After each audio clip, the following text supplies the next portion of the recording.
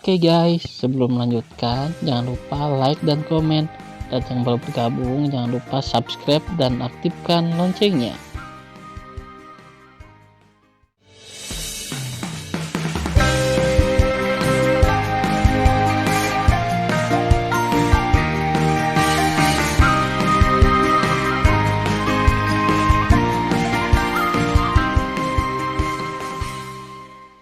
Episode 37.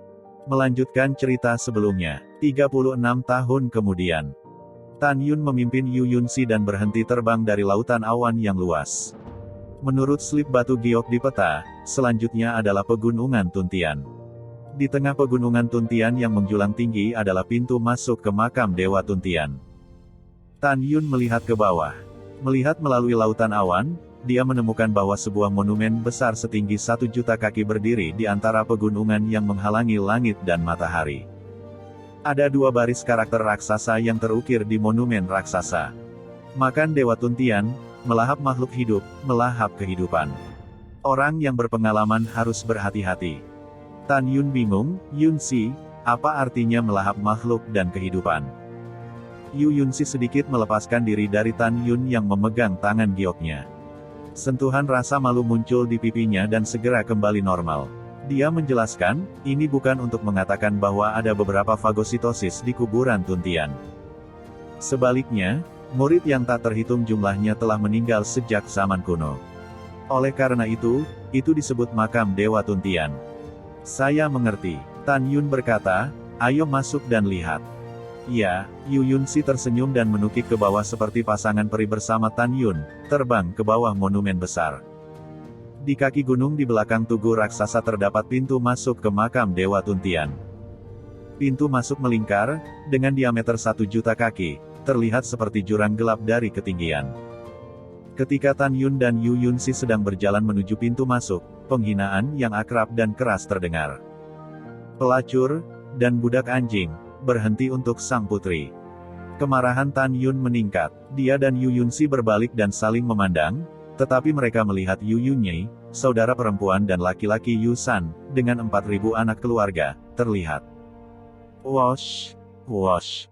Sambil bernafas, 4.000 anak keluarga berpencar dan mengepung Tan Yun dan Yunsi. Yu Yunyi dan Yu San berjalan melewati pengepungan dan berdiri 100 kaki di depan Tan Yun. Dia dengan marah menunjuk Tan Yun dan mengutuk, lebih dari 30.000 tahun yang lalu, kamu budak anjing berani mengolok-olok sang putri. Hari ini, sang putri akan mengupas kulitmu. Dan kau jalang. Yu Yunyi menatap Yu Yunsi dan mencibir, kamu menamparkan wajahku, maka aku akan menanggalkan pakaianmu hari ini dan mempermalukanmu sampai mati. Mendengar ucapan itu, Yu Yunsi tidak marah, melainkan membuka bibirnya dan berkata dengan lemah, idiot. Kamu berani berbicara keras ketika kamu sekarat. Yu Yunyi berkata dan tiba-tiba memikirkan sesuatu di sini dan terkikik, oh, ngomong-ngomong, kamu hanya tahu bahwa ibumu dibunuh oleh ibuku, tetapi kamu tidak boleh tahu bagaimana ibumu meninggal. Kamu tidak tahu, tidak masalah, aku akan memberitahumu dengan ramah. Mendengar pidato itu, Yu Yunsi, yang tidak marah pada kata-kata buruk satu sama lain, gemetar hebat saat ini. Memikirkan mata indah ibunya berlinang air mata. Putri ketujuh, kamu mendengarku dengan jelas. Yu Yunyi berkata sambil tersenyum, ibumu dicambuk sampai mati oleh ibuku. Terisak, Yu Yunsi menangis. Matanya yang indah menatap Yu Yunyi merah dan tercekik, meskipun ibumu hanya seorang gadis pelayan ibuku memperlakukan ibumu seperti saudara perempuan, tetapi ibumu sangat kejam terhadap ibuku. Ibumu tidak sebaik binatang. Yu San meraung, diam. Yunsi, berhentilah menangis. Tan Yun dengan lembut menepuk bahu harum Yu Yunsi dan menghibur, aku berjanji suatu hari nanti, aku akan membawa jalang yang mengkhianati ibumu kepadamu dan membiarkanmu mengeksekusinya sendiri. Ya, Yu Yunsi menyeka air matanya dan menatap Tan Yun dengan rasa terima kasih. Aku juga marah. Yu San mendengar Tan Yun mengatakan bahwa ibunya menyebalkan. Wajahnya merah dan meraung kepada anak-anak keluarga di belakangnya, apa yang kamu lakukan? Beri aku tubuh yang rusak ini. Itu pangeran kelima. 4.000 anak keluarga itu segera menerima perintah dan mengorbankan senjata sakti mereka untuk membunuh Tan Yun. Orang tidak memperhatikan Tan Yun, yang merupakan orang terpenting di ranah suci leluhur. Yunsi, kamu mundur. Setelah Tan Yun meninggalkan sepatah kata pun, dia menawarkan pedang pembunuh Hongmeng, memegang pedang, dan berturut-turut melakukan langkah Dewa Hongmeng, seperti hantu, bolak-balik melewati kerumunan dengan kecepatan tinggi. Puff, puff. Kamu hanya tingkat pertama di ranah suci leluhur. Kenapa kamu begitu cepat? Tidak, dia terlalu kuat. Petik 2. Dengan teriakan histeris panik, Tan Yun melancarkan pembantaian yang kejam terhadap musuh. Setiap kali dia mengayunkan pedang, darah memercik dan merenggut nyawa. Dalam 3 detik, dia mengalahkan semua orang, dan lebih dari 500 orang terbunuh dan terluka. Saudari ketiga, Xiao Zhang ini terlalu kuat. Ayo lari. Mata Yusan ketakutan dan wajahnya pucat. Dia meraih Yu Yunyi, yang tertegun, dan naik ke udara dan terbang ke langit utara. Bang bang. Dengan hantaman yang cepat dan tumpul, Tan Yun, yang memegang pedang ajaib, berlari menembus kerumunan musuh, menghancurkan lusinan tubuh musuh. Setelah Tan Yun menabrak jalan berdarah, dia menginjak tanah. Saat tanah pecah, dia bergegas ke langit dan menyusul Yusan. Tidak. Engah. Dalam teriakan Yusan, Tan Yun mengayunkan pedangnya dan memotong tangan kanan Yusan yang memegang Yu Yunyi. Menghadapi kematian, Yusan melupakan rasa sakitnya, menutupi pergelangan tangan yang patah dengan tangan kirinya, dan kabur bersama Yu Yunyi dari udara kosong. Saat ini, lebih dari 3.000 anak keluarga dalam kehampaan di bawah siap mengepung serta membunuh Yu Yunsi. Masih berpikir putri ini mudah diganggu. Air mata Yu Yunsi terasa dingin, dan tubuh menawan Miaoman mengeluarkan kekuatan kematian. Ketika tangan gioknya dibalik, pedang Tao kelas atas dengan atribut kematian muncul. Alkitab kematian. Rambut Yu Yunsi menari-nari, lengan gioknya melambai tiba-tiba, dan pedang hitam dengan panjang puluhan ribu kaki menelan ratusan anak keluarga yang pertama kali bunuh diri. Tidak. Ratusan anak keluarga, tubuh mereka pecah dan tulang mereka hilang. Adegan ini mengejutkan semua anak keluarga yang dibunuh oleh Yu Yunsi. Tanpa diduga, putri ketujuh lemah yang dikabarkan begitu mengerikan. Orang-orang yang tidak punya jalan kembali meraung dan membunuh Yu Yunsi. Untuk sesaat, cahaya ajaib merobek kehampaan dan menyerang Yu Yunsi. Apakah kamu membutuhkan bantuanku? Yu Yunsi memikirkan suara Tan Yun di benaknya. Dia bilang tidak. Membunuh. Pada saat ini, Yu Yunsi seperti dewa kematian yang menakjubkan. Dengan tampilan Alkitab kematiannya, pedang hitam mekar dari kehampaan di sekelilingnya. Boom! Langit runtuh satu demi satu. Di ruang gelap, ribuan anak keluarga ditelan oleh pedang hitam yang sangat kuat dan berubah menjadi badai berdarah. Di antara lebih dari 2.000 anak yang tersisa, beberapa dari mereka menghentikan perlawanan mereka dan jatuh ke tanah. Mereka menatap Yu Yunsi dan terus bersujud. Putri 7, selamatkan hidupku. Putri 7, tolong jangan bunuh kami. Menghadapi ratusan anak keluarga yang memohon belas kasihan, Yu Yunsi menunjukkan sedikit intoleransi di matanya. Pada saat ini, suara Tan Yun terdengar, Yunsi, bersikap baik kepada musuh berarti kejam pada dirinya sendiri.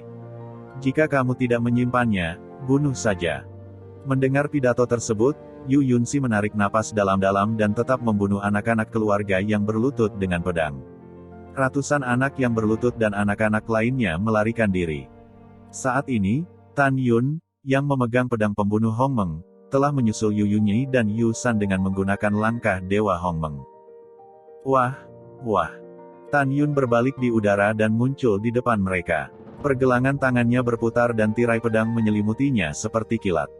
Tidak. Jangan bunuh pangeran. Dalam teriakan kedua bersaudara itu, cahaya darah tiba-tiba muncul dan anggota tubuh yang tersisa beterbangan bersama. Lengan dan kaki mereka dipotong dengan kejam oleh Tan Yun. Dengan lambaian tangan kanan Tan Yun, memenjarakan kolam roh mereka. Mereka menyemburkan darah dan jatuh ke pegunungan.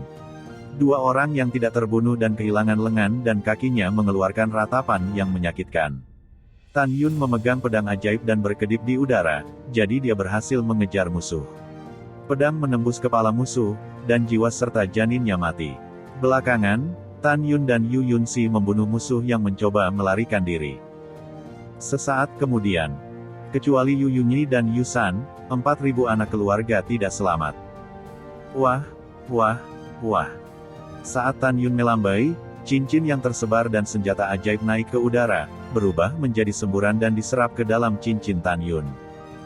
Kemudian, Tan Yun dan Yu Yunxi terbang ke pegunungan dan muncul di depan Yu Yunyi dan Yu San. Terisak, Yu Yunyi, yang kehilangan anggota tubuhnya, menatap Yu Yunxi dan menangis. Ketujuh, aku salah. Terisak, aku benar-benar tahu aku salah. Tolong jangan bunuh aku. Ya, Yu San gemetar ketakutan. Matanya penuh kerinduan mendalam untuk hidup. Dia memohon belas kasihan, putri ketujuh, aku tahu aku pantas mati, tapi bagaimanapun juga kita semua adalah anak dari ayah. Saudari ketujuh, tolong maafkan kami demi ayahmu. Aku bersumpah, selama kamu mengampuniku, aku tidak akan pernah merepotkanmu lagi mulai sekarang, oke? Yu Yunyi bergema dengan tatapan ketakutan, saudari, aku juga bersumpah selama kamu mengampuniku, kita akan menjadi saudara yang baik mulai sekarang. Mendengar pidato itu, Yu Yunxi berkata dengan dingin, ibumu dulu adalah pembantu ibuku. Tapi budak ini membunuh ibuku dengan kejam. Dan kamu tumbuh bermimpi untuk membunuhku. Sekarang biarkan aku mengampunimu. Kamu terlalu naif. Wah. Setelah kata-kata Yu Yunxi, pedang menusuk kepala Yu Yunyi. Dia meninggal di tempat dan jiwa serta janinnya hancur. Jalang, jalang sialan, kembalikan nyawa saudari ketigaku. Mata Yu San terbuka lebar. Mengetahui bahwa tidak ada gunanya memohon belas kasihan, dia tidak lagi memohon. Aku tidak berani menjadi jalang. Yu Yunxi memandang Yu San, hanya ibumu yang pantas disebut jalang.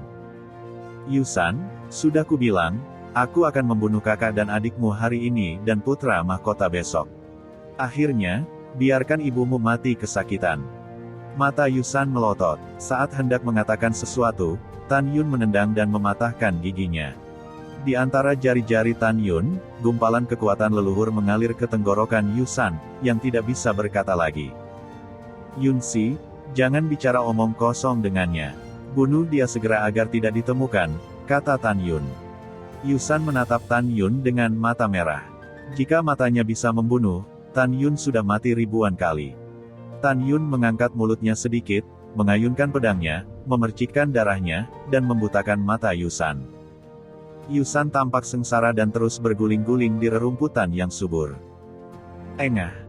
Dalam sekejap, Yu San berhenti berguling dan mati, tetapi Yu Yunxi menikam tengkoraknya dengan pedang. Setelah Yu Yunxi mencabut pedangnya, Tan Yun dengan cepat menyingkirkan cincin leluhur Yu San dan Yu Yunyi. Zixin, bakar untukku. Dengan pikiran Tan Yun, api Hongmeng dari tingkat Tao mengebor dari telapak tangan kanan, berubah menjadi api yang menjulang tinggi, dengan cepat melewati mayat, dan kemudian mengebor ke telapak tangan kanan Tan Yun. Ribuan mayat di tanah telah terbakar habis. Segera, Tan Yun dan Yu Yunxi menyingkirkan pedang mereka dan terbang ke pintu masuk makam Tuntian. Ketika mereka terbang turun puluhan juta kaki secara vertikal, mereka mencapai tanah. Tan Yun melihat, tapi ada makam kuno di depannya. Setiap makam kuno setinggi puluhan ribu kaki, seperti gunung yang berdiri di istana bawah tanah.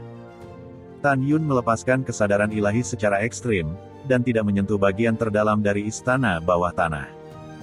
Melalui kesadaran ilahi, Tan Yun menemukan bahwa ada puluhan juta makam kuno yang berdebu selama puluhan ribu tahun di istana bawah tanah. Dia tahu itu berarti puluhan juta leluhur dimakamkan di sini. Yu Yunxi menatap tatapan sedih Tan Yun di matanya dan menghiburnya dengan mengatakan, aku tahu kamu sangat sedih, tapi sejauh ini, kamu hanya bisa berlatih keras dan membalaskan dendam orang-orangmu di masa depan. Ya, Tan Yun menghela nafas, ayo pergi dan lihat. Selanjutnya, Tan Yun dan Yu Yunxi melambat dan secara bertahap pergi jauh ke kuburan istana bawah tanah. Tepat 3 hari kemudian, Tan Yun tiba di bagian terdalam dari kuburan istana bawah tanah. Apa yang terlihat adalah pemandangan yang sangat indah. Tapi di dinding terdalam kuburan istana bawah tanah, ada pintu masuk sebuah makam kuno yang besar. Di pintu masuk berdiri sebuah tablet batu yang diukir dengan 2 baris tulisan. Kata-kata di loh batu adalah bahasa keluarga dari Protos kuno yang abadi. Yu Yunxi berkhotbah, Tan Yun, meskipun saya tidak tahu bahasa Anda, saya pernah mendengar orang lain mengatakan, jika Anda bukan ras saya, jangan masuk ke makam kuno. Tan Yun mengangguk dan berkata, ya, 8 karakter ini terukir di atasnya. Ayo masuk, kata Tan Yun. Oke, Yu Yunsi berkata, jika saya tidak salah, seseorang pasti masuk. Kemudian, Tan Yun dan Yu Yunsi memasuki pintu masuk makam kuno raksasa. Setelah terbang di koridor selama 1 jam, mereka tiba-tiba datang dari depan, menerangi koridor. Setelah mereka terbang di sepanjang cahaya sesaat, mereka terbang keluar dari koridor. Bagian depan tiba-tiba terbuka. Ruang internal makam kuno mencapai 80.000 li abadi. Di atas makam kuno seluas 80.000 makhluk abadi, saya tidak tahu apa yang memancarkan cahaya warna-warni. Karena pancaran warna-warni sangat menyilaukan, Tan Yun tidak dapat melihat apa yang memancarkan pancaran warna-warni. Mendesis. Saat ini, ada suara menyakitkan di telinganya. Tan Yun menoleh ke samping dan menatap Yu Yunsi. Wajahnya menjadi pucat. Dia segera berkata, Yunsi, ada apa denganmu? Yu Yunsi menggelengkan kepalanya dan berkata dengan menyakitkan, Tan Yun, cahaya warna-warni memiliki kemampuan untuk melahap roh orang. Aku tidak memiliki senjata ajaib untuk melindungi tubuhku. Aku tidak bisa tinggal di sini. Mendengar pidato itu, Tan Yun tertegun. Bagi dirinya sendiri, pancaran warna-warni itu hanyalah pemandangan yang indah, itu saja. Kalau begitu kamu memasuki Aula Fangsheng. Tan Yun bergegas keluar dari Aula Fangsheng. Yah, kamu harus lebih berhati-hati. Yu Yunsi bergegas ke Aula Fangsheng. Setelah Tan Yun mengumpulkan aula di telinga kanannya, dia naik ke langit dan memanjat dengan hati-hati melawan cahaya warna-warni.